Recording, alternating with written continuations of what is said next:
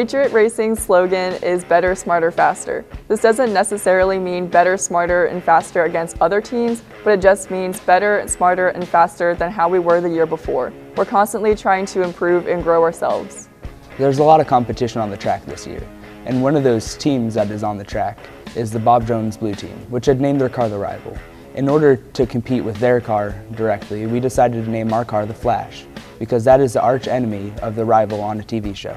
Everyone contributed to this video by sharing their own stories and what they've learned over the years as being a Patriot racer. Let's hear it from them. My name is Aaron Labawi. I am a driver for the red team on Patriot Racing, and I will be graduating the year of 2021. My favorite part about driving is seeing how fast I can go in the car. I learned to drive when we had a professional driver come and teach us what late apexes and early apexes are and how to take all of our turns on the tracks. My name is Alex Edwards. I work on the mechanical and electrical components of the car.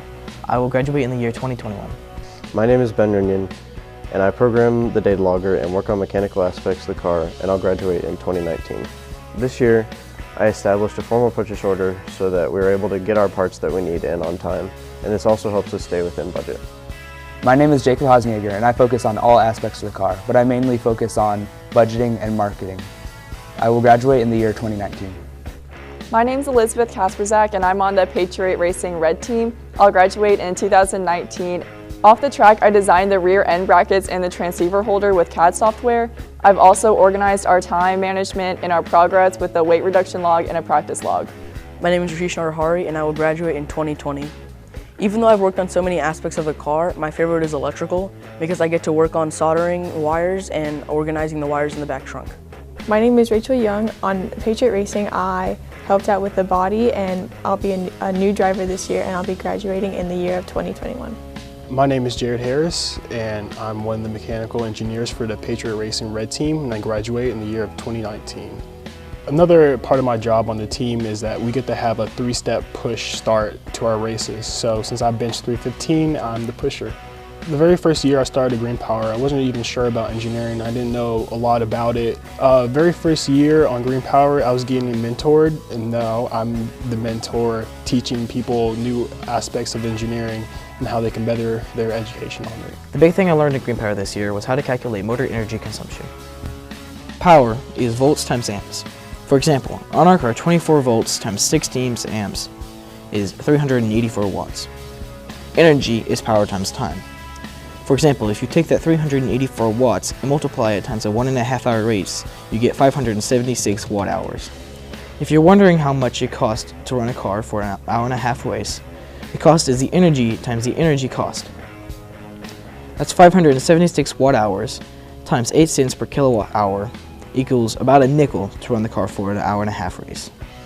We add a lot of innovations to our car, and before we do any of it, we go over the rule books and make sure that we're in regulation, so on the day of scrutineering, we are safe and that we pass. A challenge for our car was the paint. We tried to mix black, silver, and red, but it came out as an orange finish. Instead, we switched to gloss sunrise red. Another problem we had this year is that with the new car, we had to have somewhere to work on it and some way to transport it. So another team member and I designed and built a mobile cart with a folding table, and it also stores tools. One problem we ran into when building the cart was trying to use particle board as the work surface. But that just fell apart and we had to start all over. Instead, we used plywood with a particle board on top of that to provide a stable surface for the car to sit on and for us to work on. This year, Jacob and I started working on a cart to make transport of the car easier and safer. We started to work with tools such as the Sawzall and the jigsaw. We also learned how to safely use a table saw. We had to wear safety goggles, make sure all the tools were put away, and make sure nothing was on the ground so we did not trip over it. A design choice was our nose cone. We made it more vertical so the air goes around the car and not into the car. Our car throttle switched from a button to a lever, so we had to design a throttle switch holder so that way we can secure the switch in place. With Solid Edge, I designed custom rear end brackets to be completely flush with our frame. These were made out of sheet metal, and we had Buddy Sheet Metal bend them for us. Last year we used a cloth material, but during races drivers could feel the air entering the car. This prompted us to design a more solid body out of a plastic cardboard material, which would keep the air flowing around the car instead of into it. The transceiver sends data from the car back to the pit so we can see how our performance is on the track while it's running. I designed this in solid edge and we had it 3D printed. A new design choice that we made this year is to lower our seat so the driver's head does not cause wind drag. This year we're using printed circuit boards and 3D printed housings for the data logger instead of the janky soldered circuit boards that we did in about 15 minutes. Some technical advancements that we made are that we have a more graphical display in the car for the driver, and we also have a pit monitor that sends live data back to our pits. Our data from the pit display is so accurate that we're able to calculate when we're going to finish the race by the second lap. The biggest thing I've learned is that we have to plan really far ahead so that we have enough time to build our cars and train our drivers so we perform to the highest of our abilities at the races.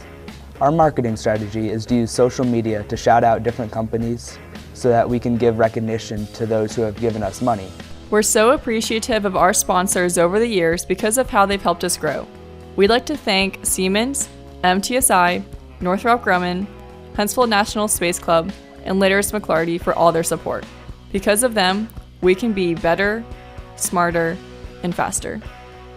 We started off with a budget of $11,000. $8,000 of that was from sponsorships we gained with MTSI and Northrop Grumman.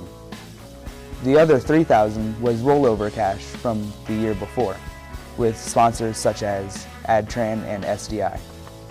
Of that $11,000, we spent $2,000 on car upgrades for our new kit car, $1,000 on uniforms and jackets and coveralls. We are also setting aside around $5,000 for an out-of-town trip, such as Indy. We also set aside $1,000 for replacement parts when something breaks. That totals up to $9,000 in expenses, leaving $2,000 to start off next year's season. Advice I would give to female engineers would be to prove yourself. Don't be intimidated by any other engineers you're working around. Get your hands dirty and stay focused. A tip I would give to a new driver is to keep their minimum distance on all their turns. They need to learn what late apexes and early apexes are and practice them on the track. They also need to practice their chicanes and know that they should not follow the curves on the chicanes, that they need to keep a straight line through the whole entire thing.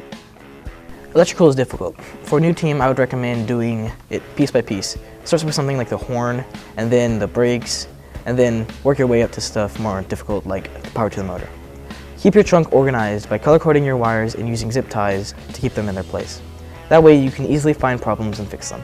To debug problems, you can use a voltmeter to check continuity. I would recommend for any new team to walk the track before the race starts so that way they can get a feel for the track and they know how they should perfect their turns. I would help a new team raise money by chasing after sponsorships with large engineering companies and even some smaller ones so that they can build professional connections in the real world.